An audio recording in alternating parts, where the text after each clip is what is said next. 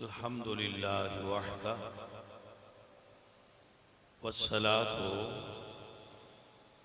والسلام علی من لا نبی بعدہ اما بعد فاعوذ باللہ من الشیطان الرجیم بسم اللہ الرحمن الرحیم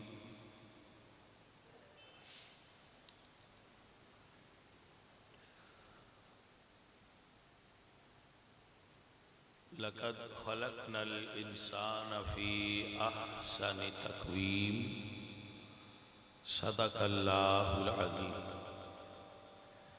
ان اللہ وملائکتہ یصلون علی النبی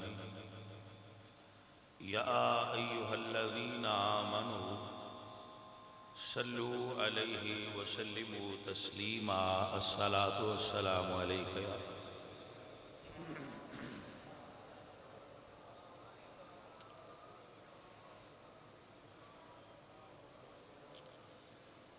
محترم حاضرین و سامعین اہل اسلام عشاقان مصطفیٰ محبان صحابہ و اہل بیت، انسان کو اللہ نے انتہائی تکریم عطا کرتے ہوئے ارشاد فرمایا وَلَقَدْ كَرَّمْنَا بَنِي آدم۔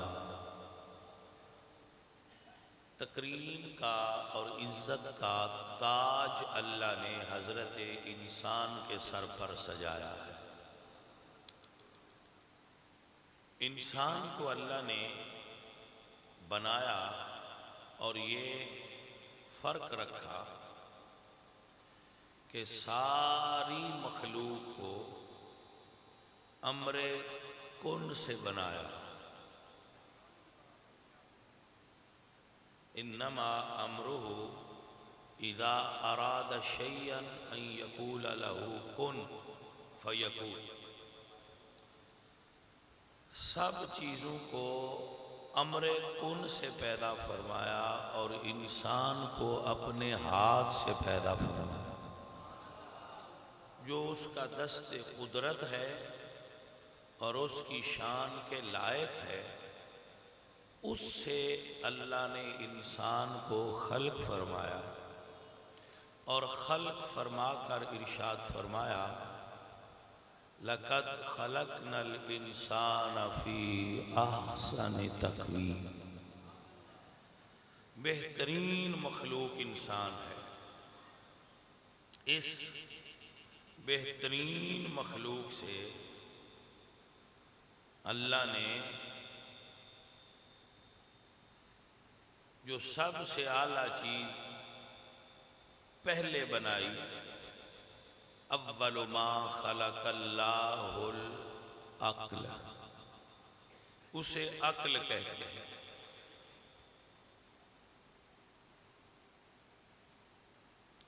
یعنی پہلی وجود انسانی میں سے جو چیز خلق فرمائی اسے عقل کہتے ہیں۔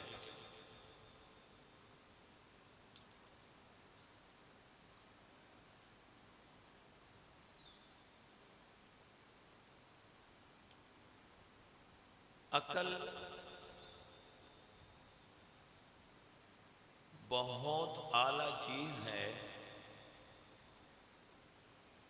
اندازہ لگائیں کہ اللہ جانوروں سے حساب نہیں لے گا۔ جانوروں سے اللہ حساب نہیں لے گا۔ کیوں؟ اللہ نے جانوروں کو عقل نہیں دی، اس لیے ان سے حساب نہیں ہوگا۔ حضرت انسان سے حساب ہوگا کہ اسے عقل سے نوازا گیا ہے۔ عقل بڑھتی بھی ہے اور گھٹتی بھی ہے۔ 40 سال کی عمر میں عقل کامل ہو جاتی ہے، تب تک عمر کے حساب سے بڑھتی ہے۔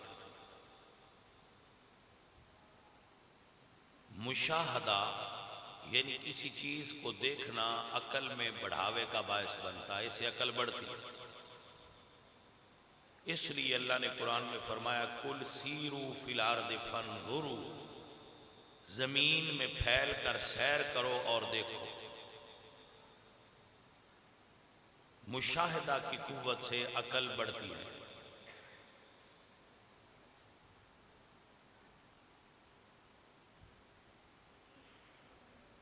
تجربہ سے عقل بڑھتی ہے۔ دوستوں کے رویوں سے عقل بڑھتی ہے، رشتہ داروں کے رویوں سے عقل بڑھتی ہے، لوگوں کے ساتھ برتنے سے، لین دین سے عقل بڑھتی ہے۔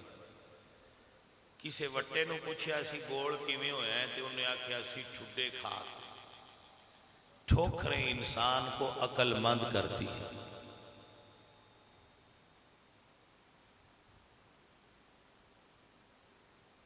اور ایک بڑی اہم بات جو یہاں نوٹ کرنے والی ہے، عقل والوں کے پاس بیٹھنے سے عقل بڑھتی ہے۔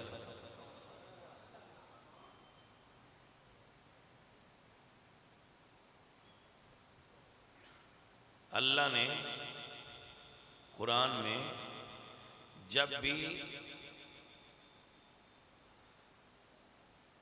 حکم بیان کیا تو سب کو دعوت نہیں دی، فرمایا فَاتَّقُونِ یا اُولِي الْأَلْبَابِ فَاعْتَبِرُوا یا اُولِي الْأَبْصَارِ، آنکھوں والو اور عقل والو میری نشانیوں پر غور کرو۔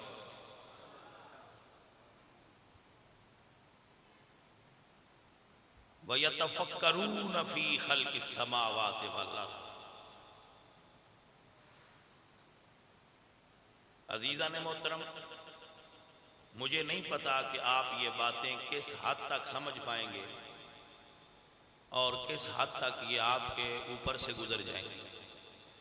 میں اپنے اعتبار سے اپنے زندگی کے تجربات کا نچوڑ آپ کو دے رہا ہوں۔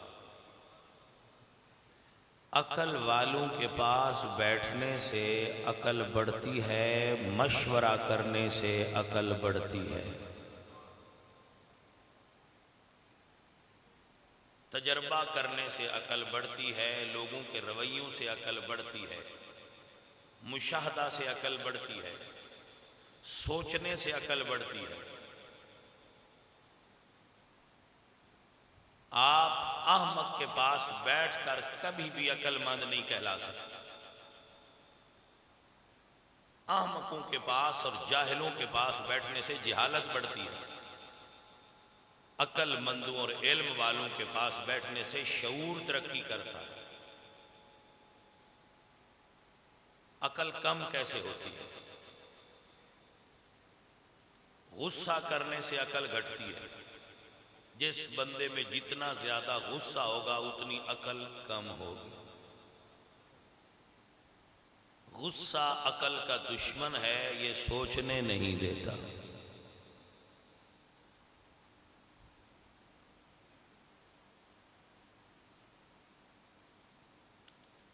یہ آخری چیز نہیں ہے، تکبر انسان کا عقل کم کر دیتا ہے، غرور انسان کا عقل کم کر دیتا ہے، طاقت کا نشہ عقل کو زائل کر دیتا ہے۔ طاقت کا نشہ، شراب کا نشہ اتنا خطرناک نہیں جتنا غرور، اقتدار اور تکبر کا نشہ خطرناک ہے، کیونکہ شراب کا نشہ ایک وقت میں اتر جاتا ہے اور بندے کے ہوش ٹھکانے آ جاتے ہیں، مگر تکبر کا، غرور کا نشہ اترتا ہی نہیں اور عقل اپنے ٹھکانے پر آتی ہی نہیں۔ شیطان کس وجہ سے گمراہ ہوا تھا؟ اب جانتے ہیں اس کے ذہن نے کام کرنا کیوں چھوڑ دیا تھا؟ اللہ فرماتے ہیں ابا واستکبر وکان من الکافرین، شیطان کی دماغ کو تکبر نے ختم کر دیا. وہ جاہل تو نہیں تھا، اللہ تعالیٰ کے بہت قریب تھا. فرشتوں کے درمیان رہ کر بھی جب تک تکبر اندر سے نہ نکلے، ہم چما دیگرے نیست، میرے جیسا اور کوئی نہیں. عاجز اور عقل مند بندے کی نشانی سن لیں. عاجز اور عقل مند بندہ عقل مند ہوتے ہوئے بھی 10 بندوں سے مشورہ کرتا ہے کام کرنے سے پہلے کہ بھائی میں یہ کام کرنے لگا ہوں کر لوں، میں یہ کرنے لگا ہوں کر لوں. اور بے وقوف آدمی کبھی مشورہ نہیں کرتا. بشیر اکبر صاحب یہ بات آپ نے، یہ میں آپ کو سمجھا رہا ہوں. جو سمجھتا ہے کہ میں عقل کل ہوں، مجھ سے بہتر کون جانتا ہے، میرے سے اچھا کون سوچ سکتا ہے،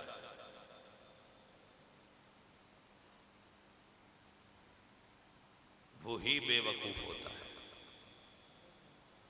آپ اللہ سے سمجھدار تو نہیں ہو سکتے جی. تو اللہ کیا کرتے ہیں؟ فرشتوں آؤ، جی ہے میرے مالک ہمارے خالق، حکم ہو. فرمایا انی جاعل فی الارض خلیفہ، میں زمین میں اپنا نائب بنانے لگا. آپ مجھے بتائیں کہ اللہ کو کیا ضرورت ہے کہ وہ فرشتوں سے مشورہ فرمائیں؟ مگر یہ ہمیں سمجھایا گیا کہ چلنا ہے تو ایسے چلنا ہے. اب فرشتے مشورہ دیتے ہیں، اب فرشتے مشورہ دیتے ہیں، اے اللہ جو بندہ اور یہ جو آپ مخلوق بنانے لگے ہیں، یسفک الدماء، یہ قتل و غارت کرے گا، لڑائی جھگڑا کرے گا، فتنہ اور فساد زمین میں بپا کرے گا. نحن نسبح بحمدک ونقدس لک، اے اللہ انسان نہ بنا. یہ ان کا مشورہ ہے کہ انسان کو نہ بنائیں.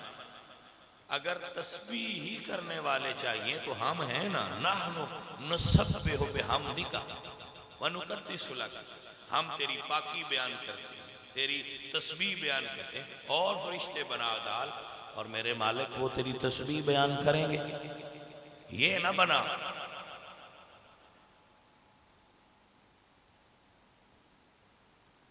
تو اللہ نے فرمایا تمہارا مشورہ لے لیا. انی اعلم ما لا تعلمون، جو میں جانتا ہوں وہ تم ابھی جانتے نہیں. کیا وہی جو اپنی چاہت تھی مگر مشورہ لیا. آپ بھائی بتائیں ہمیں کیا حکم دیا؟ فرمایا وَشَاوِرُهُمْ فِي الْأَمْرِ، کوئی کام کرنے لگو تو کسی سے مشورہ کر لو جسے تم اپنے سے سمجھدار مانتے ہو یا اپنے برابر کا ہی مانتے ہو. میں نے اپنی زندگی میں یہ تجربہ کیا ہے کہ میرے دماغ سے نکل کر جب بات ان کے دماغ میں اور ان کے دماغ سے نکل کر ان کے دماغ میں اور ان کے دماغ سے نکل کر پھر میرے دماغ تک پہنچتی ہے تو بات صاف ہو کر بالکل اصل حالت میں آ چکی ہوتی ہے کہ مسئلہ یوں ہونا چاہیے. اب میں آپ کو اپنا تجربہ بتاتا ہوں. میں نے اگر کبھی زندگی میں کوئی کام مشورے کے بغیر کیا ہے تو اس میں 90% نقصان ہوا، 10% صحیح ہوئے. اور جو کام میں نے اپنے دوستوں سے، بھائیوں سے، عزیزوں سے مشورہ کر کے کیے ہیں ان میں 90% ٹھیک ہوئے ہیں، 10% ناکام ہوئے. اب لوگ بھی ہم سے مشورہ کرتے ہیں، ہم بھی ان کو مشورہ دیتے ہیں. مشورہ امانت ہے. کوئی بھائی لے تو اللہ فرماتے ہیں وَأْمُرْ بِالْعُرْفِ وَأَعْرِضْ عَنِ الْجَاهِلِينَ، اچھا مشورہ دیجئے، جو نہ مانے اس کو اس کے حال پر چھوڑ دیجئے. عقل کا تقاضا ہے مشورہ کرنا. آپ بتائیں ہم پر وہی نازل ہوتی ہے؟ وہ ساڈے تے وہی ہوندی ہے؟ حضور پر وہی نازل ہوتی ہے. اس کے باوجود حضور مشورہ کرتے ہیں صحابہ سے. اب اس سے بڑی دلیل میں آپ کو کیا دوں اے انسانوں، اے مسلمانوں، کہ رسول اللہ پر وہی نازل ہوتی ہے اللہ کی طرف سے کہ یہ کام کریں یہ نہ کریں. اس کے باوجود آپ نے صحابہ کو اپنے پاس بٹھانا اور پھر ان سے مشورہ فرمانا کہ بھئی صحابہ یہ مشورہ ہے، آپ بتائیں آپ کیا کہتے ہیں اور ہمیں کیا حکم دیا ہوا. امرہم شورا بینہم، اپنے معاملات کو مشورے سے چلانا.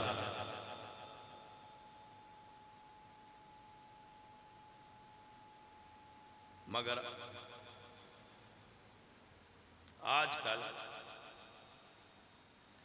ہمارا سب کا جو سب سے بڑا مشیر ہے بندے کا، آپ کو پتہ ہے انسان کا سب سے بڑا مشیر کون ہے؟ سارے بھائی بیٹھے ہیں. انسان کا سب سے بڑا مشیر اس کا نفس ہے. وہ اس کو مشورے اندر بیٹھ کر دیتا ہے، یوں کر لے، یوں کر لے، یوں کر لے، یوں کر لے. ایسے کرے گا تو دولت ملے گی، ایسے کرے گا تو شہرت ملے گی، ایسا کرے گا تو تیری فیم بنے گی، ایسا کرے گا تو تجھے چارمنگ ملے گی، ایسا کرے گا تو لوگ تیرے دیوانے ہو جائیں گے. یہ سارے نفس مشورے دیتا ہے جو زیادہ تر غلط ہوتے ہیں، اور ہم سب سے زیادہ اسی کی سنتے ہیں. عقل مند بندے کی نشانی، اللہ اکبر، عقل مند بندے کی نشانی یہ ہے کہ اس کا دل اس کے دماغ کے تابع ہوتا ہے. دل دماغ کے، اب دیکھیں اللہ نے باڈی پر سب سے اوپر دماغ کو رکھا ہے کہ نہیں؟ دل کو نیچے رکھا، زبان کو اس کے نیچے رکھا. تو رمز کیا ہے؟ یہ دماغ یہاں بھی تو آ سکتا تھا، اس کو سب سے اوپر کیوں رکھا؟ زبان اس کے نیچے کیوں رکھی؟ رمز یہ سمجھائی کہ تیری زبان تیری عقل کے تابع ہونی چاہیے، تیرا دل تیرے دماغ کے تابع ہونا چاہیے. چلیں آپ ایک تجربہ کر رہے ہیں، آپ بھی بڑے سمجھدار ہیں، کہ اپنی زندگی میں جو دل کی مان کر چلے وہ کتنی اچھی رہی اور جو دماغ کی مان کر چلے وہ کتنی اچھی رہی. علامہ اقبال جیسی شخصیت فرماتے ہیں، پختہ ہوتی ہے اگر مصلحت اندیش ہو عقل. عقل کے پختہ ہونے کی نشانی یہ ہے کہ وہ مصلحت دیکھتی ہے اور دل جذباتی ہوتا ہے. میں اس کی، اب کیونکہ یہاں پر لوگ بیٹھے ہیں، بڑے بڑے سیانے بندے آتے ہیں، میں آپ سے ایک بات شیئر کرتا ہوں.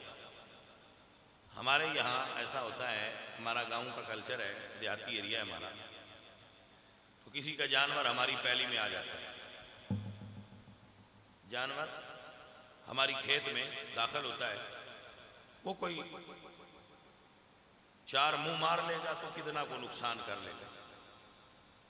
ہم جانور کے مالک کو گالیاں نکالتے ہیں، وہ آ جاتا ہے، وہ نکالتا ہے، دو ادھر سے نکالی جاتی ہیں، پھر وہاں لڑائی ہوتی ہے، ڈنڈے چلتے ہیں، سوٹے چلتے ہیں، اور پھر 1-5 پہ کال ہو جاتی ہے، پولیس آتی ہے، وہ پکڑ کر لے جاتی ہے، پرچے ہوتے ہیں، عدالتوں میں جاتے ہیں، اور 6-7 ماہ چکر لگاتے ہیں، اور پولیس والوں سے چنگی بھلی موٹی تازی گالیاں دونوں گھر کھاتے ہیں، اور موٹی تازی گالیاں کھا کر، پیسے لگا کر، عدالتوں کے چکر لگا کر ان کو خیال آتا ہے تو کہتے ہیں گل گھر بہ کے نہ مکا لئیے. بھائی مجھے تیری سمجھ نہیں آئی، یہ خیال تمہیں اس وقت کیوں نہیں آیا کہ یہ بات گھر بیٹھ کر بھی ختم کی جا سکتی ہے؟ یہ لتر کھانے کے بعد، پیسہ لگانے کے بعد، گالیاں نکلوانے کے بعد، بندے مروانے کے بعد پھر تو اسی پوائنٹ پر آ گیا۔ اور اگر جذبات نہ ہوتے اور عقل کا عمل ہوتی تو بات شروع ہی ڈائیلاگ سے ہونی چاہیے۔ آؤ بھائی بیٹھ کر بات کرتے ہیں۔ جب تک عقل کام کرتی ہو بندہ زبان استعمال کرتا ہے، جب عقل کام بند کر لے تو بندہ ہاتھ اٹھاتا ہے۔ یہ بات نشانی کے طور پر یاد ہے۔ جب کوئی ہاتھ اٹھا لے تو سمجھ لیں اب دلیل نے کام کرنا چھوڑ دیا ہے، اب ہاتھ فیصلہ کریں گے۔ اور سیانے آندے نے ہتھاں دیاں دتیاں ہوئیاں گڈا مڑ دنداں نال کھولنیاں پوندیاں۔ عقل کام نہیں کرتا۔ مڑ میں ہی ہو جیاں بندیاں نے کلیاں میں کیا کیا، افسوس ہے سن چھڑایا بھی کسے نے۔ جتنا افسوس تو دوسروں پہ کر رہا ہے کہ ہمیں چھڑایا نہیں، تھوڑا سا اپنے آپ پر بھی کر لے کہ تو لڑا کیوں تھا۔ جی تھوڑا سا آپ بھی تو کر لیں۔ ہمیں چھڑایا کسی نے نہیں، ہم مار کھاتے رہے، قریب کوئی نہیں آیا۔ اگر آپ میں عقل ہو تو آپ خود ہی سمجھ لیں کہ ہمیں بات ڈائیلاگ سے حل کرنی چاہیے۔ لڑائی سب سے آخری آپشن ہوتا ہے۔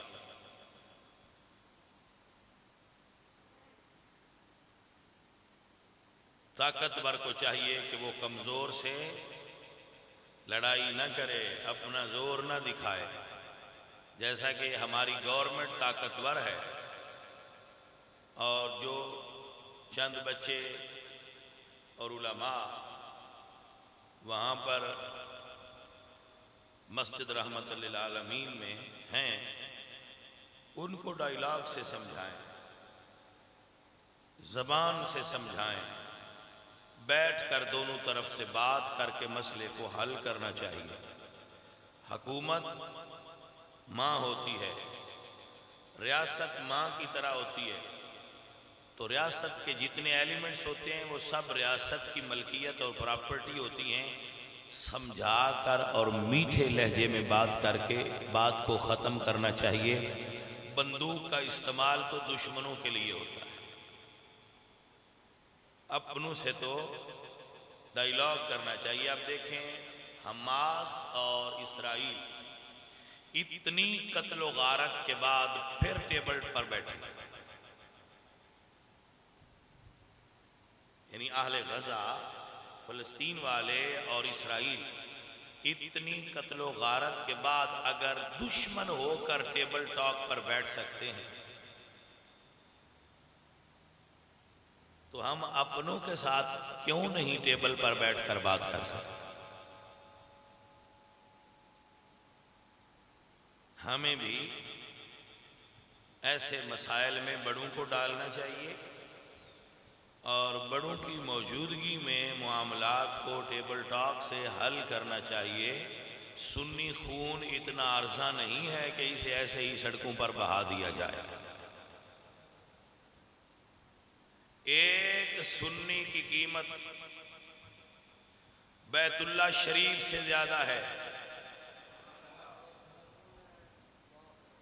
یہ جملہ میرا لکھ لیں، اگر غلط ثابت ہوگا تو میں اگلے جمعے پر ریویو کر لوں گا، واپس لے لوں گا۔ میں بول رہا ہوں اس کو آپ سمجھ لیں۔ شریعت ہمیں یہ حکم دیتی ہے کہ اگر ایک طرف ایک بندہ مسلم ہو اور ایک طرف کافر بیت اللہ پر قابض ہو جائے اور وہ کہے کہ میں ایک مسلمان کو قتل کروں گا یا کعبہ شریف گرا دوں گا، تو شریعت کہتی ہے وہ کعبے کو گرا دے، مسلمان کو بچا لو، مسلمان اتنا قیمتی ہوتا ہے۔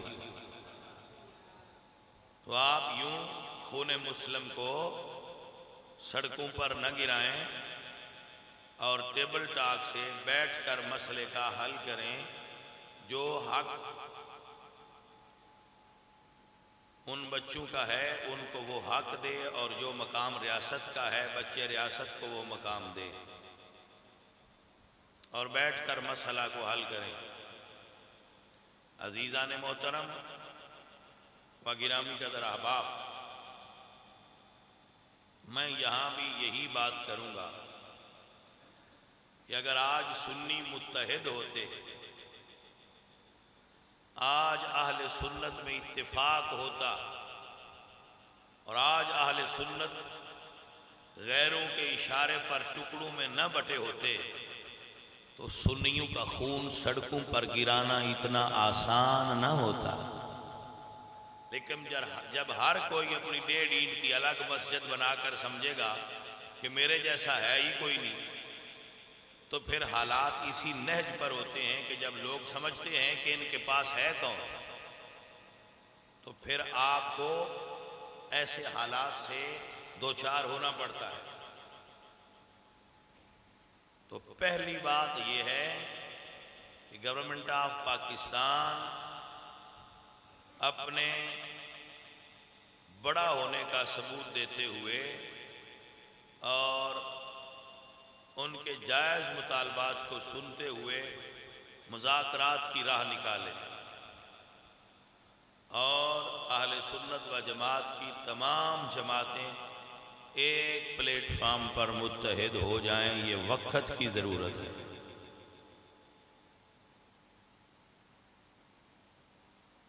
آپ نے دیکھا تھا اور آپ جانتے ہیں کہ اس ملک کی غالب اکثریت اہل سنت و جماعت کی ہے، اس کے باوجود ہمارے اندر موجود جو خرابیاں ہیں اور نا اتفاقی ہے، وہ اس قدر طویل ہو رہی ہے کہ ہم بڑی کوشش کر رہے ہیں کہ اس کو ملائیں، اکٹھا کریں۔ ہم تمام دروازے کھٹکھٹا رہے ہیں کہ بھائی ہم آپ کے پاس آئے ہیں، اے بھائیوں اکٹھے ہو جاؤ، اے بھائیوں اکٹھے ہو جاؤ۔ اور میں آپ کو یہ خبر سنانا چاہتا ہوں کہ 90% سنی اتحاد کے لیے انشاءاللہ تیار ہے۔ بیچ میں کچھ وجوہات کی وجہ سے ہم تھوڑا مسائل میں الجھ جاتے ہیں اور لیٹ ہو جاتے ہیں، مگر انشاءاللہ یہ اتحاد قائم ہو جائے، اور جو اتحاد میں شامل نہیں ہوں گے ان کو الگ کر دیا جائے کہ بھائی آپ رہیں اپنی ایک 1.5 اینٹ کی مسجد بنا کر جو آپ کرنا چاہتے ہیں وہ کیجیے، مگر یاد رکھے میاں صاحب فرماتے ہیں جیڑی بکری اجڑوں وچھڑے او بگیاڑاں جوگی۔ بھیڑیا اسے ہی اچکتا ہے جو اپنے ریوڑ سے الگ ہو جاتا ہے۔ فرد قائم ربط ملت سے ہے، تنہا کچھ نہیں، موج ہے دریا میں بیرون دریا کچھ نہیں۔ اگر آپ سب بھائی پاکستان کے 70-60-70% سنی ایک جگہ پر کھڑے ہو جائیں تو بھلا کسی کی مجال ہے کہ وہ آنکھ اٹھا کر بھی دیکھیں۔